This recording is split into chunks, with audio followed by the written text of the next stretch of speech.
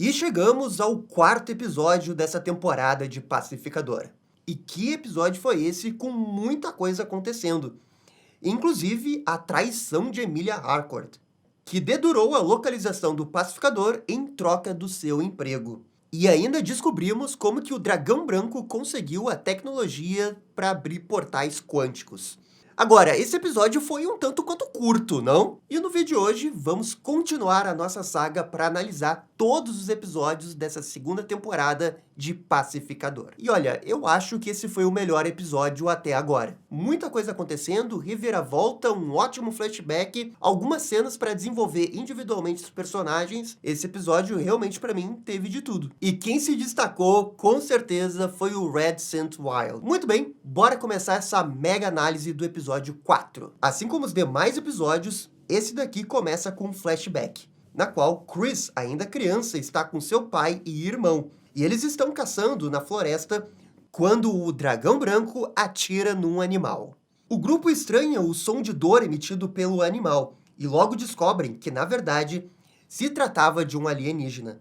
Horrorizado, o pai atira na pobre criatura, que implorava por misericórdia. Caraca, gente, eu achei esse flashback muito foda. E pelo jeito, essa criatura é aquele duende que o pai do pacificador da outra terra tinha se referido. É claro que não tem como ter certeza absoluta, mas pelo jeito, mesmo estando em outras terras, coisas semelhantes aconteceram. Agora, infelizmente, eu não consegui reconhecer esse alienígena. E se é para ser referência a algum alienígena da DC, eu realmente não peguei. E eu acho que essa cena é ótima justamente por causa da direção. Desde o primeiro momento que o alienígena grita por dor e implora pela sua vida, você sente o clima de tensão ali. As reações dos personagens também são muito boas. Enfim, é uma cena realmente muito bem dirigida. O Chris leva um tapa por tentar interferir, e ao verificar o corpo, eles encontram um estranho objeto e uma porta que leva para uma dimensão quântica. E foi assim que eles conseguiram essa tecnologia do portal quântico. O James Gunn precisava explicar como que eles conseguiram essa tecnologia? Na minha opinião, precisava. Na primeira temporada, não, porque o portal era realmente um acessório dentro da história, mas nessa segunda temporada, esse portal é realmente muito importante. Não tinha como não contar a origem desse portal. Até porque é nesse episódio que o Chris vai mover o portal de uma porta para outra. E para esse conceito não ficar tão jogado,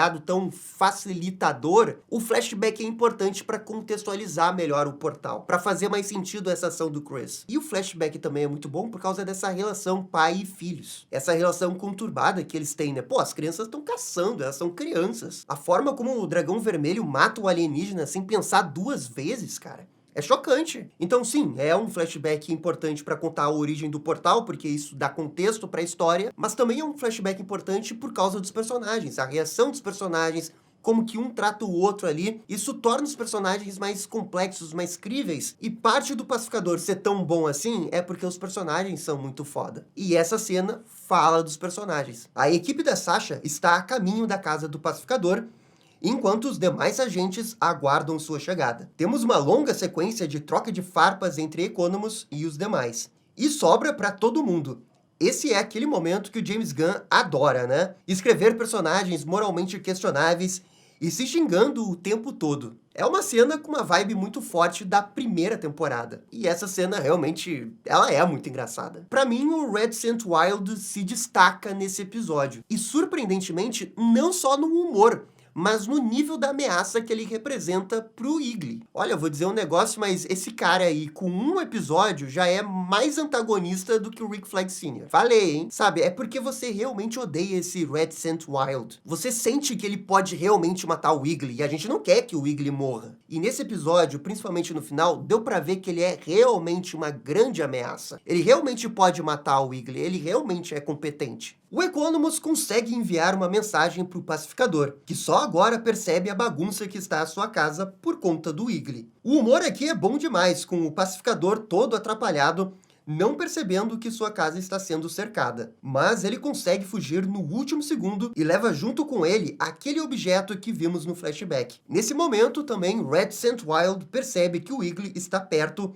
ao comer dejetos do pássaro. A reação do Economus representa todos nós. Mas esse cara aqui é o Ace Ventura das águias, né? Quer dizer, é o Ace Ventura ao contrário, né? Porque o Ace Ventura preserva a vida animal. Aí esse cara aí quer matar a águia. Na verdade, ele é tipo o inimigo número 1 do Ace Ventura. Ele seria um baita arquivilão para um filme do Ace Ventura. E só lembrando que esse Redsent Wild é um personagem novo criado pelo James Gunn. Aqui ele quase mata o Wiggly, mas no último segundo, Economus salva o pássaro ao tropeçar de propósito no vilão. E aqui vai entrar essa jogada do episódio por parte do roteiro que eu achei muito boa. O Economus, a temporada toda, tá nesse dilema de ter que trair o seu amigo, espionando ele, tendo que fazer parte da equipe da Argus que vai invadir a casa, ter que entregar informações. Ele obviamente não gosta de fazer isso, ele obviamente não gosta do trabalho dele, mas mesmo acompanhando o Chris de perto, na hora H, ele sempre dá um jeitinho de ajudar o Chris. E isso vai contrastar um pouco com a própria ação da Emilia Harcourt, que acontece no final do episódio, já que ela realmente vai passar a localização do Chris, né? Vai trair o Chris ali. Claro, é bem possível que a Harcourt se redima, mas tem até essa cena que o Economus fica olhando pra Harcourt como se estivesse julgando ela por ter traído o pacificador. Com certeza a ideia era contrastar esses personagens. Talvez a intenção do episódio seja fazer a gente acreditar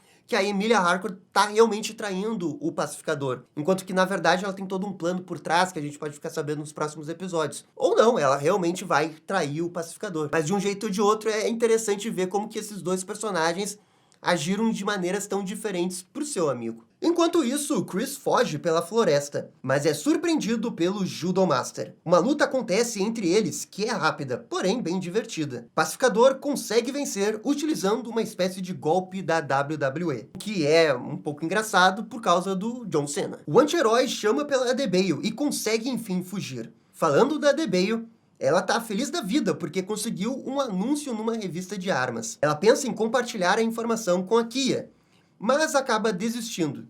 Isso daqui é o que eu tava falando, que a gente tava precisando de mais momentos individuais pros personagens. E que tem a ver com a jornada que eles estão passando nessa temporada. Porque, na boa, não dá pra você ter um elenco tão bom e o tempo todo eles ficarem falando só do Chris. Esses personagens têm suas próprias vidas, têm seus próprios objetivos. E agora sim, a gente tá vendo da Adebayo, depois a gente vai ver da Emilia Harcourt. Esse episódio, no final do dia, ele foi bem mais equilibrado. E esse momento da revista é bem legal porque ajuda a desenvolver a Adebayo e prepara o terreno para essa piada da revista de armas que eles vão fazer lá no final do episódio. E que é uma boa piada, então é uma cena que tem dupla função. Já Argus invade a casa do Chris e tenta abrir o portal dimensional. Economus faz o possível para enrolar o máximo, já que o pacificador precisa abrir o portal num lugar seguro. E aqui fica muito evidente que o Economus não aguenta mais trabalhar na Argus. E vocês estão vendo o que está se formando, né? O Economus vai com certeza ser demitido da Argus em algum momento dessa temporada. Talvez no final da temporada. Pô, ele cuspiu numa pessoa. A Emilia Harcourt também é outra que eu não acredito que vai voltar para Argus. E tem a Adebayo construindo essa agência aí de espiões, de mercenários. O que me parece que vai acontecer é que no final da temporada eles vão se juntar com a Adebayo e fazer um supergrupo. E isso daqui pode apostar que vai acontecer. Quanto ao Redsent Wild, ele teve uma epifania. O Wiggly é uma espécie de deus das águias, e agora está mais determinado do que nunca a matá-lo. E detalhe para o machucado, que fica bem na posição do que seria um terceiro olho. E geralmente esse terceiro olho é representado na cultura como uma clara evidência maior, uma expansão máxima sensorial do ser humano. Só que o ponto todo é que a série do Pacificador, aqui, ele mais tá debochando. Porque você realmente não acredita que esse cara tá falando sério, sabe? Ele tá delirando, ele acha que isso é verdade. E aí no final do episódio tem esse plot twist de que não, o cara realmente tava falando super sério. Eu achei muito legal esse negócio de como que a série faz parecer que ele é um grande maluco das teorias, mas no final ele realmente alcançou uma espécie de clarividência. Confesso que me pegaram aqui, hein? E a atuação do Michael Hooker aí, com essa voz rouca dele, é muito boa. Ele é muito engraçado. A cada nova frase do personagem dele, a situação fica mais engraçada. Pacificador chama a ajuda do vigilante e vai até uma casa abandonada que ele usa como esconderijo. No carro, Pacificador fala para Adebayo que o seu pai também não fez os capacetes do Pacificador. E eu fico pensando se isso é algum gancho que eles vão usar no futuro. Sei lá, será que foi o avô dele que construiu esses equipamentos? Não acho que essa frase tenha sido por acaso na temporada. O Chris também explica tudo o que aconteceu e que matou o outro Chris da outra Terra. Isso deixa a Debale preocupada. E cita a vez de quando Chris teve visões de seu pai. O James Gunn não iria lembrar desse negócio se isso não fosse importante pro final da temporada. Lembrando que o Pacificador ter visões de seu pai é algo que ele tirou das HQs, lá da época da Charlton Comics. Eu não sei exatamente como que isso pode interferir na história, mas eu acho que o Chris vai ter, sim, mais visões do pai dele. Porque isso aconteceu no final da primeira temporada, tava em stand-by e volta agora, não pode ser coincidência. E se não voltar, vai ser um grande desperdício, porque esse negócio de alucinação do pai dele é muito legal. Finalmente, eles chegam na cabana, e o Chris consegue, na hora certa, transferir o portal de sua casa para a cabana. A Argus fica confusa, e eles até cogitam que foram enganados. Só que o Rick Flag tem certeza absoluta que o Chris fez alguma coisa. Por isso, ele decide ir atrás da Harcourt. Falando nela, a ex-agente está novamente se metendo em brigas. Inclusive, sensacional essa transição do dente. Muito foda. Tô dizendo que a direção desse episódio é muito boa. Rick Flag se encontra com a Harcourt em sua casa. E fica bem na cara que esses dois têm alguma coisa no passado. Eles conversam rapidamente e tem uma referência rápida a Creature Commandos, de quando o Rick Flag lutou com um cara de barro. E convenhamos que esse cara se recuperou rápido, né? Pra quem quebrou a coluna. A queda do morcego nesse universo deve ter sido bem rápida. O Batman se recuperou em 6 meses. Rapidamente, Rick entende que ela é amiga do Pacificador. Ele cita algo que aconteceu no funeral, que presumimos ser do Rick Flag Jr. É dito que a Emilia realmente entrou na lista dos excluídos, por causa da Amanda Waller. O que não dá pra saber nesse momento se realmente é verdade ou é alguma artimanha pra manipular a Harcourt e fazer um negócio pra ele. Rick quer fazer um acordo.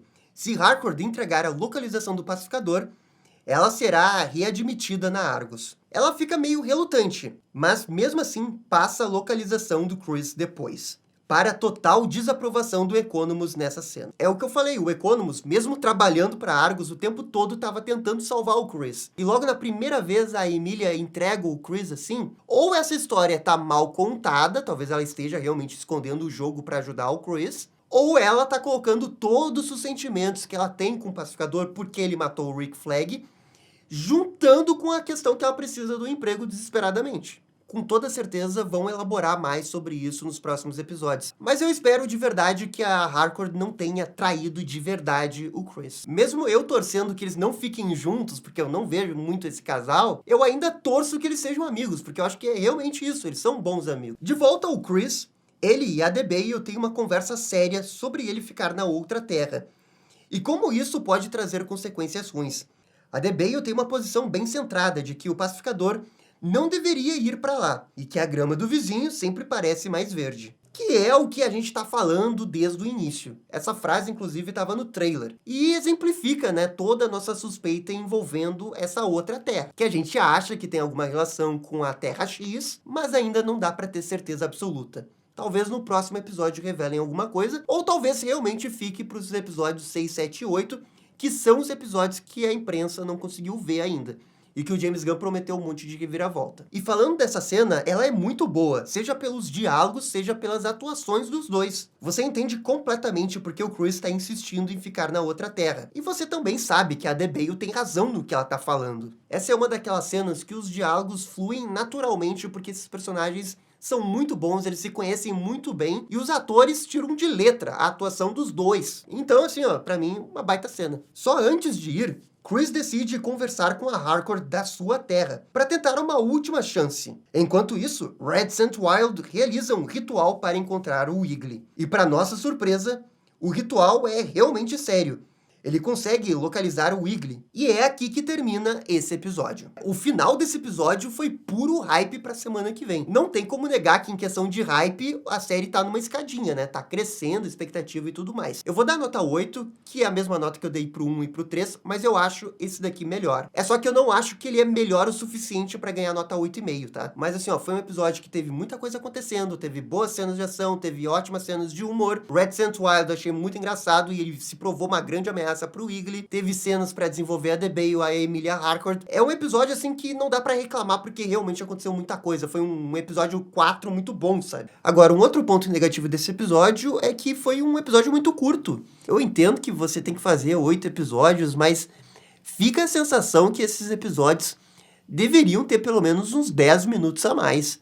Pra mim, o Red Scent Wild realmente roubou a cena aqui, já que os demais antagonistas realmente são muito incompetentes ou lentos demais pra fazer alguma coisa. Agora, o mesmo eu não consigo dizer pro Rick Flag Sr. A grande jogada dele no episódio é jogar o grupo do pacificador contra ele. Não funcionou com o Economus e agora ele tá tentando com a Harcourt. E fica realmente a dúvida se a Harcourt vai trair o pacificador, ou ela tá escondendo o jogo pra ajudar o Chris. Essa dúvida, a gente não ter certeza do que vai acontecer, é que nos mantém assim tão engajados pro próximo episódio e pra temporada. É por isso que aquele flashback do episódio 3 foi tão bom assim. Porque agora que a gente sabe que a Chris se envolveu com o Rick Flag Jr., a gente tem um contexto pra entender melhor as suas ações, caso ela realmente traia o Chris. E é aqui que a gente fica na dúvida, porque não tem como prever realmente o que ela vai fazer. Pra mim isso é uma boa história, você fica na dúvida do que realmente vai acontecer. E semana que vem teremos o último episódio que a DC antecipou pra imprensa. E ao que tudo indica, vai ser o episódio mais importante até agora. Com certeza, o episódio 5, pelo hype que o James Gunn falou do 6, 7 e 8,